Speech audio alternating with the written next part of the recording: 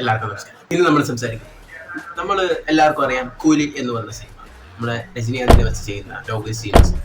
എന്തുകൊണ്ടാണ് കൂലി എന്ന് പറഞ്ഞ സിനിമയ്ക്ക് നമ്മൾ ഇത്രമാത്രം വെയിറ്റ് ചെയ്യുന്നത്? ഒന്നാമത്തെ കാര്യം, നിങ്ങൾക്ക് എല്ലാവർക്കും അറിയാമെന്നുള്ളത് 4 പടങ്ങൾ ഒരിക്കലും നമുക്ക് മറക്കാൻ പറ്റില്ല. ഒന്നിനൊന്നിന് മെച്ചമാകുന്ന ഓരോ പടങ്ങൾ. അപ്പോൾ ആ ഒരു എക്സ്പീരിയൻസിന് വേണ്ടിയാണ് നമ്മൾ കൂലി എന്ന പടത്തിന് വേണ്ടി കാത്തിരിക്കുന്നത്. അപ്പോൾ കൂലി ഇനി ഒരുപാട് ദിവസങ്ങളില്ല, വളരെ കുറച്ച് ദിവസങ്ങൾ മാത്രമാണ് ഉള്ളത്.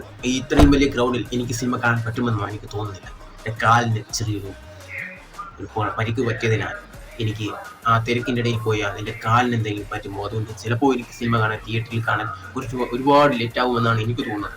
പക്ഷേ എന്നാലും ഞാൻ പണം കാണും, തിയേറ്ററിൽ കാണാൻ പറ്റുമെങ്കിൽ ഞാൻ മാക്സിമം എത്രയും പെട്ടെന്ന് കാണാൻ തന്നെ ശ്രമിക്കുന്നുണ്ട്. ജയിലർ സിനിമ കണ്ടായിരുന്നു. ജയിലർ സിനിമ ഞാൻ 2-3 തവണ തിയേറ്ററിൽ പോയി കണ്ടതാണ്.